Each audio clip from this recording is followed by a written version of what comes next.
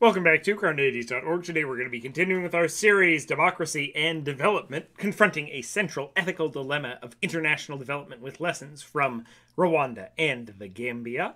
In this video, we're going to be looking at the Waxaale method of development. This video is kind of the cornerstone of the series. This is the video where instead of just offering other people's opinions, we're going to offer actually a positive theory, which hopefully will overcome some of the challenges that were faced by those other views and those other viewpoints. If you haven't watched the other videos in the series that come before this one, I highly recommend that you do so. And after this video, we're going to have 3 shorter videos which go into some different objections to this viewpoint and this argument and ways that we can respond to it. So with that, let's get started. So in the last video, we looked at arguments which demonstrated that neither Crocker's method of pressing for more democracy in all situations, nor Nussbaum's technique of creating a universal constitution were sufficient to resolve the original dilemma that we faced with the development worker who provided everyone in the community with the opportunity to choose something, and they chose something that the worker found was immoral. At best, these two methods represent arguments for taking one horn of the dilemma over the other. Crocker would have the community development worker act against their own morals if the people voted for it, as long as it was democratic enough, while Nussbaum would have them stop the project if it violated a constitution, even if this limited the rights of the individuals. In this video, I argue that there is a third path which avoids either horn, and it is the best chance for the development worker or larger organization to do this work in such a way that it both respects the rights of the community to have democracy and self-determination, while also not leaving the organization or individual morally culpable for the eventual actions of that community. What should the community development worker do?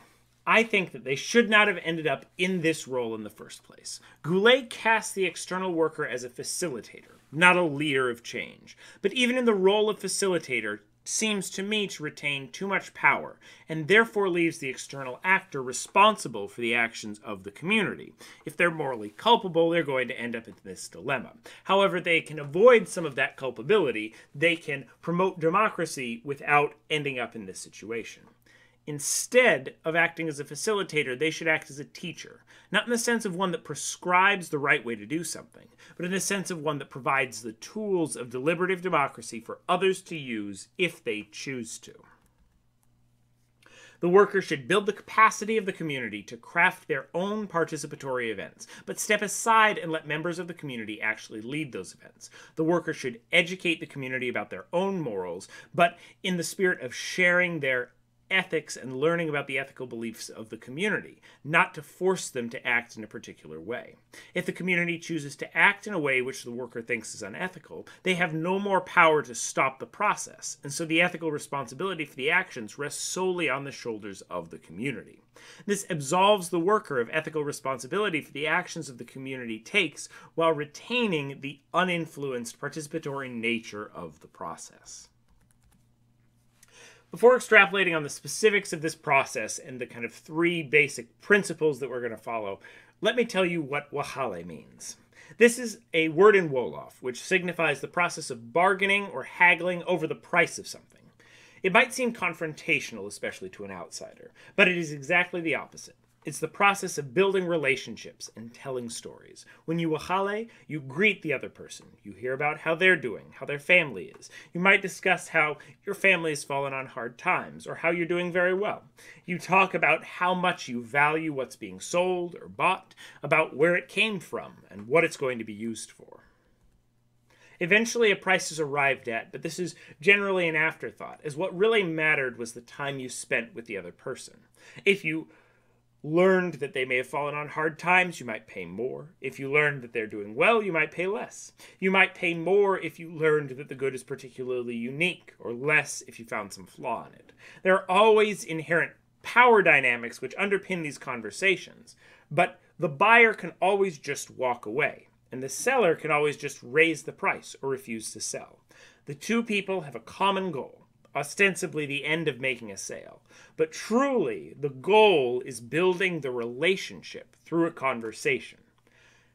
it's far more important to build the relationship with your new Kilian, with your new either seller or buyer, than to sell something at a particular price.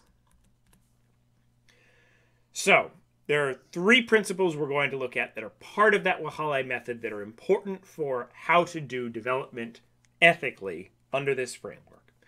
If education for development is ethically done, it should function like a Waxaale in 3 important ways. First, the client should be able to walk away at any point. If done correctly, the skills which are being taught should represent simply a tool that the community can use if it wants to. It is not the job of the external actor to impose a way of thinking, but rather to offer up ideas and see if there are any takers. This also puts more accountability on the external actor to actually have quality interventions that they're putting forth, because if those interventions can't be shown to bear fruit, then no one in the community is going to take them up on it. But on the other hand, if the external actor does not allow the others to walk away and forces their interventions on others, there's no sense of accountability to the community that those interventions have to actually be effective. Second, it should be done through the sharing of stories and values. Just like the Waxaale is about telling stories about the objects, about your family, about your life, sharing stories and values is an important part of development. Even if you believe that there is a morally right way to act, you'll be more likely to be listened to if you don't impose that belief on others, in the instrumentalist sense, but rather share what you believe and ask what they believe. And you don't tread on their rights to hold their own beliefs and hold their own ideas in the teleological sense. This mutual understanding and back and forth is key to education. This idea of sharing your ideas, giving and taking, not just presenting your values as correct and not being willing to hear or try to adapt to the values of the other person. If the external actor goes in with what they're going to convince people of, they're not going to be successful. But if they go in trying to learn and share their ideas, they may pick up something from the culture, and the culture may be able to share something with them. And finally, the process should be built on the relationship between the two parties, not in the pursuit of some other goal. Or to frame it as Goulet might, organization should be valued over mobilization. Your goal should be to teach the community about a different culture and their way of making decisions, and learn about theirs. They may use that knowledge or they may not, just as you may adapt some of their practices that you learn. But in simply sharing these ideas with them, you do not bear the responsibility of how they are used or not used, nor the responsibility to stop them from acting democratically if they choose something that you disagree with. And because you value that relationship and the relationship built around the sharing of ideas and values instead of some external product, that relationship can still be built and be positive and go in a good direction, even if you fail to accomplish some ostensible goal or they choose not to use the tools that you offer to them. Now, this is still relatively abstract, so here are 3 short stories from the Gambia which highlight each of these 3 aspects of the Waxaale method and how it can be used for effective and participatory development. So when I was working in the Gambia, I saw many agricultural extension workers who had various methods of trying to get farmers to adopt new farming techniques which could give them higher yields, and so they would make more money and have more food to feed their families. Many organizations would host trainings. Farmers would come in, learn a new method, collect a per diem, a daily payment just for showing up the training, return to their farms, and never think about the method again. They might buy themselves a nice new object around the house with the money that they got from the training and not use any of the techniques, at least until the next training came back around. This failed because it was not sufficiently democratic. It fell too far on Nussbaum's horn of the dilemma, someone else coming in and imposing their idea of the right way to do something. Without participation from the beginning, people were not invested in the process and were denied the opportunity to choose their own interventions. One extension worker that I encountered had a different method. Instead of telling the farmers around him how to plant their fields, he would use those methods on his own field, and when his yields came up much bigger than others, would brag and tell stories about how the different methods he used gave him a bigger yield. Soon, farmers approached him, asking him to teach them how to get a larger yield, how to do what he did. Instead of imposing something on them, he enticed them. He convinced people to want what he had and what he was offering. Instead of telling them, oh, this will be right, and them smiling, nodding, taking the per diem, and leaving. This embodies all the elements of Waxaale development. He built relationships with the community by working in the fields alongside them for a year, instead of giving them a day-long training and never seeing them again. He convinced them by sharing his story of what he did with the crops and how he ended up getting such this big haul and this big yield, not telling them that they were doing something wrong. But most importantly, he always gave them the opportunity to walk away. In fact, he made it so that they wanted to come to him to learn, instead of trying to push what he had onto them. A seller does not force a product down the throat of a buyer. Rather, they entice them to want it. This allowed communities to maintain choice in the process, but allowed the worker to be blameless if they made a poor choice, while in fact being more effective than a method that limited participant choice. So not only did it have the teleological benefit of allowing for democratic decision, allowing for people to pick however they want to farm, but also it ended up having the instrumentalist benefit of people actually being more likely to adopt the new practice when it wasn't forced down their throat, when they just saw the results of it. Next, we'll tell a story of FGM. In the previous video, we discussed FGM in the Gambia. If you haven't checked that out, or you don't know what FGM is, I encourage you to check that out. We're not going to go over it in greater depth here. Many organizations have failed to reduce the practice throughout the country. I once spoke to a UNICEF administrator in the Gambia, one of the top folks in the organization, who was very frustrated at the lack of success of some of the programs that their organization had attempted, which included such things as giving cell phones to anyone in the village that would publicly renounce FGM. The sole result of this practice, according to him, was that most everyone in the village got a new cell phone, and there was no real change in the practice. Other organizations tout dropping the knife ceremonies, where traditional women that actually do the cutting, that have that role in society, quote unquote, put down the knife in a big ceremony with lots of pomp and circumstance. They're publicly awarded for such things, and there's a lot of positive feelings around it. But, however, in my experience, these serve more as a means of advertising the services of these traditional cutters than actually changing anyone's mind. Once again, these organizations were foregoing democratic development in favor of trying to force communities to accept their external values without giving them a voice in the process. Yet there are other organizations which have had greater, if still marginal, success. The most effective one that I worked with was a group which simply presented the objective facts about medical complications related to FGM, then allowed participants to discuss and debate these facts. They shared stories about women that had lost their lives in childbirth due to complications from the procedure, as well as ways to have it more safely done in a hospital.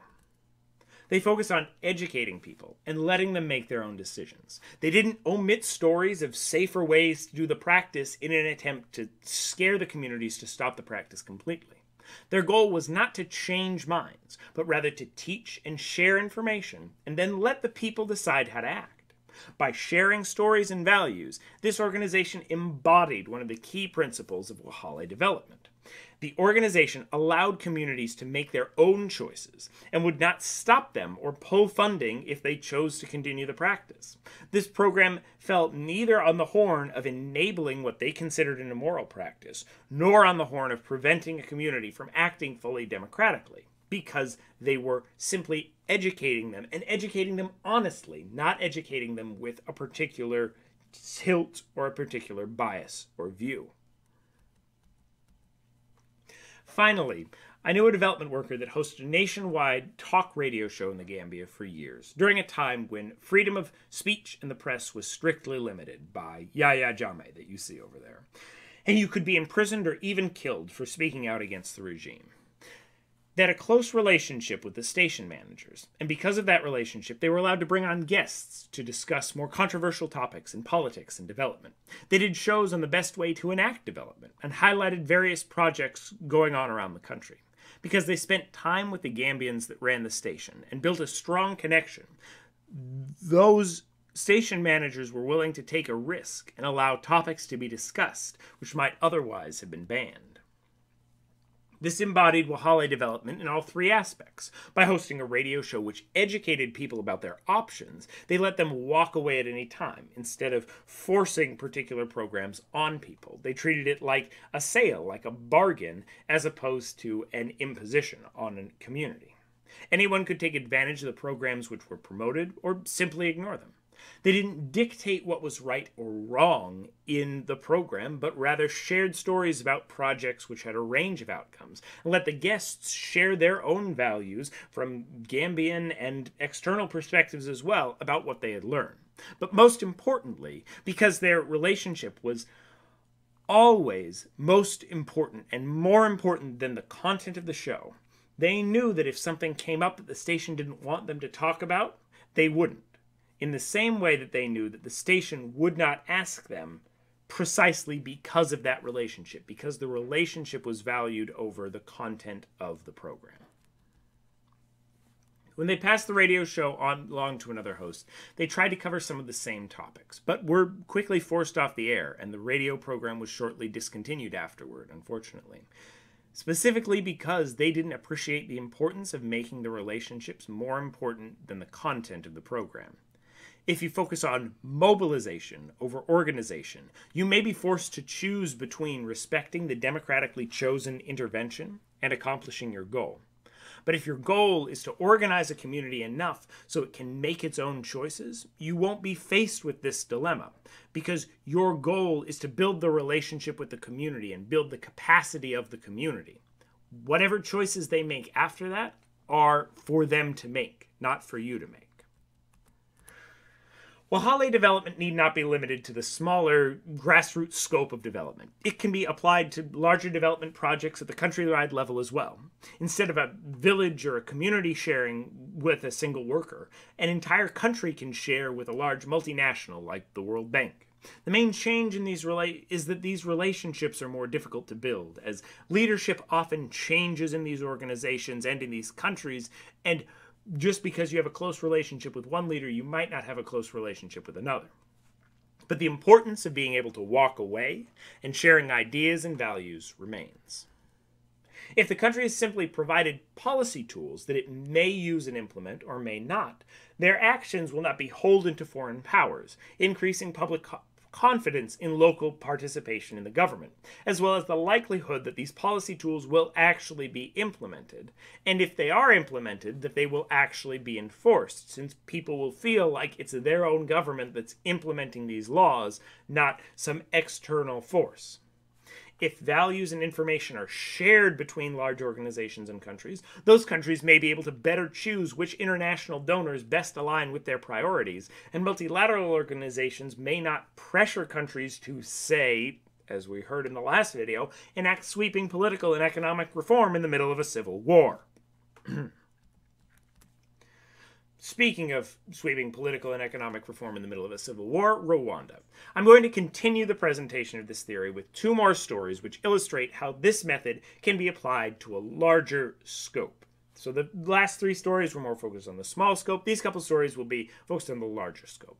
First, a story from Rwanda after the genocide.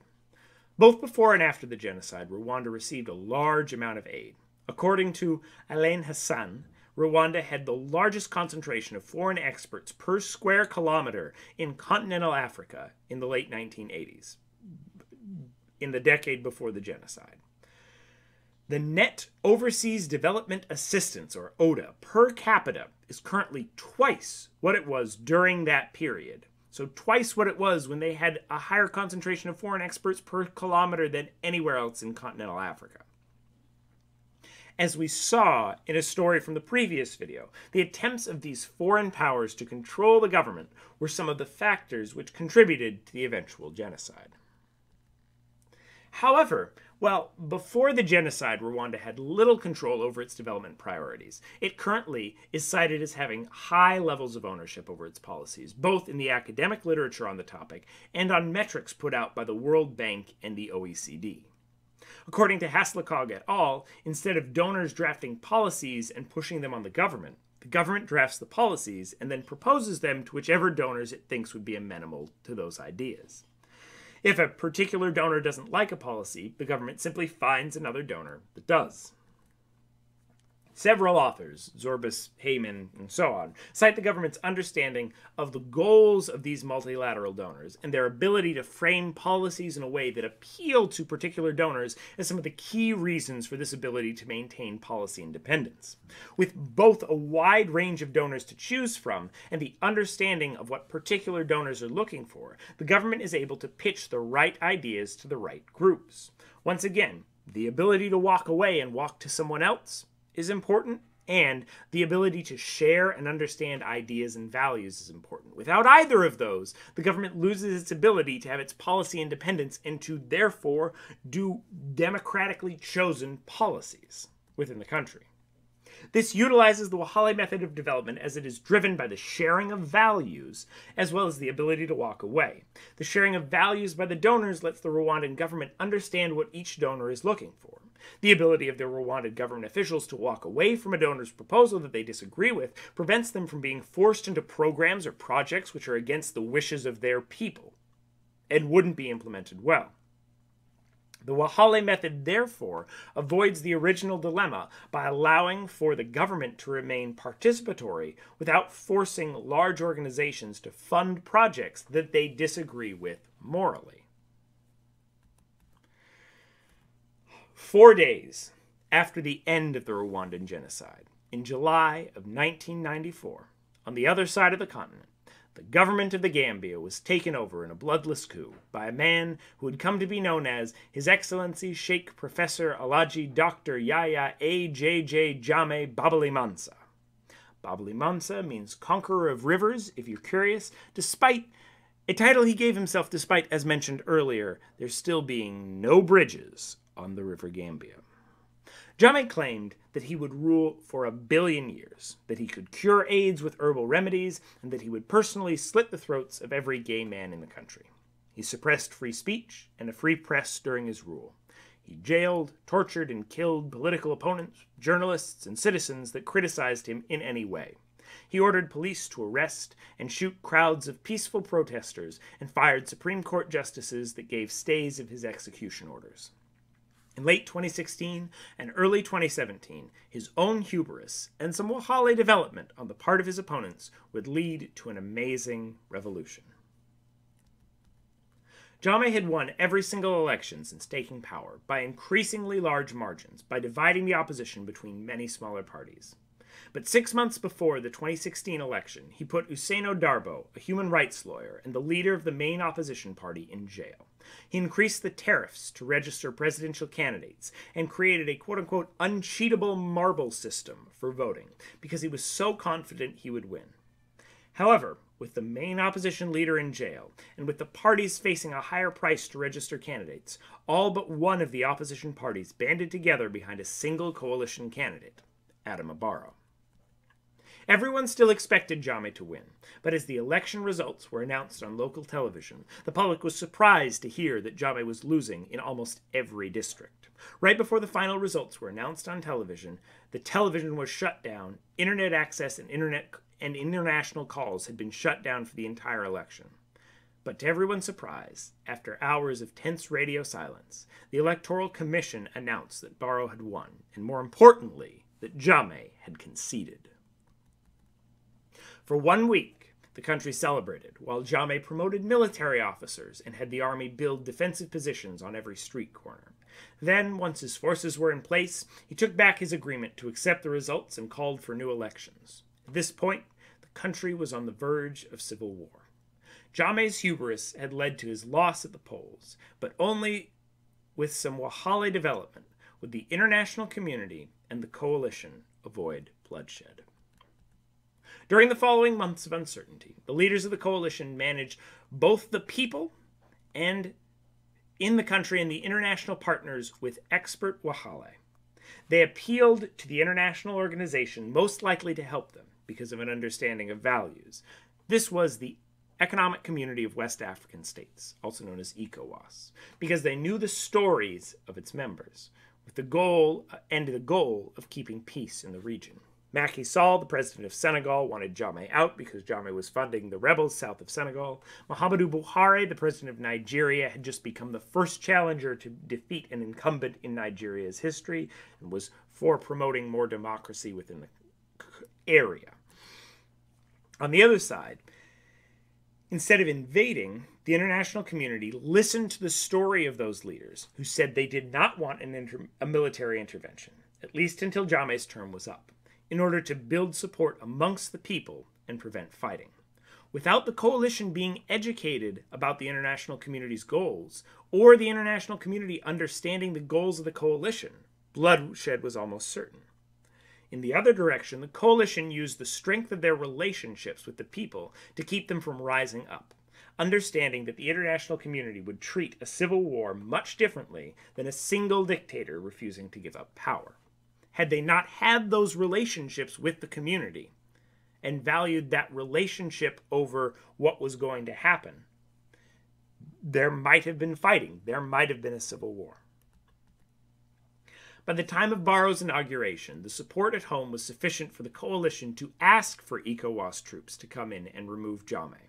Their relationships with the communities across the country were strong enough that even in areas that supported Jammeh, no one tried to stop the ECOWAS forces, and they marched peacefully up to the steps of the capital. Jammeh eventually struck an 11th-hour deal and fled with his family and a large part of the state coffers.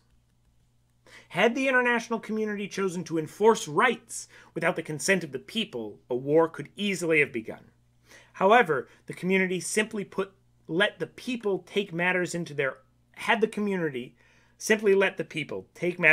own hands, a civil war was almost ensured, only by avoiding either horn of the dilemma, by avoiding the excessive imposition of rights by an international community, and by avoiding the choice of the people to simply rise up and fight.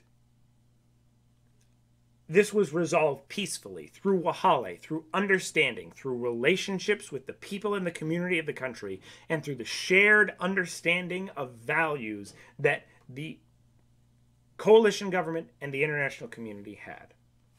Only by avoiding either horn of this dilemma was this able to be resolved miraculously peacefully. The point to draw from this is that the international community can find itself in a dilemma when facing an impending crisis in a developing country, between intervening, which may override the will of the people, and doing nothing, and therefore allowing a tragedy to occur. However, as evidenced by this story, if we set our goal as to educate the people of the country about both what the international community can do, but also what particular international bodies value, it is possible that such tragedies can be prevented. Based on this analysis, Crocker's failing is that his dimensions of education are insufficient. He lacks, in his outlining of participation, the dimension of level of education. A process cannot be fully democratic if the people involved in that process are not in possession of all the facts, or all the stories, as the case may be. This might take the form of people democratically choosing to allow FGM because they're unaware of the dangers it poses during childbirth. But it can also take the form of a community agreeing to commit violence against another because they've not heard the stories or gotten the perspective of that community. In a community that is not educated both with facts and stories, their development can't be fully democratic. Crocker is not wrong to claim that more participation is needed when democracy fails. He simply hasn't included all of the necessary dimensions of participation in his analysis. Nussbaum, on the other hand, seems to be stuck between two different positions. Either she can claim that there is some universal morality which people can discover if they're sufficiently educated and engage in a debate with others, once again coming back to education, or she can claim that morality is something which is specific to different cultures, and no matter how educated someone is, there are certain moral claims on which they will disagree. If her claim is the first, as I suspect it would be due to her noted hatred of cultural relativism, then the way to enact a list of capabilities is not to oppose the list from top down, but rather to educate people enough such that a majority end up supporting the morally correct and rationally confirmed conclusion. To put this another way, if the international consensus were instead that the right to beef your wife was something which would be enshrined in every constitution, she would certainly not agree. And she would say that the reason she didn't agree was that because we needed further education of the population in order to make it an actual list of real capabilities. It's not the fact that the international community agrees on something that makes it right. It's the fact that the international community is educated and has, through rational debate, come to the correct conclusion that makes it right. Something is right by virtue of being the conclusion of informed debate on the topic.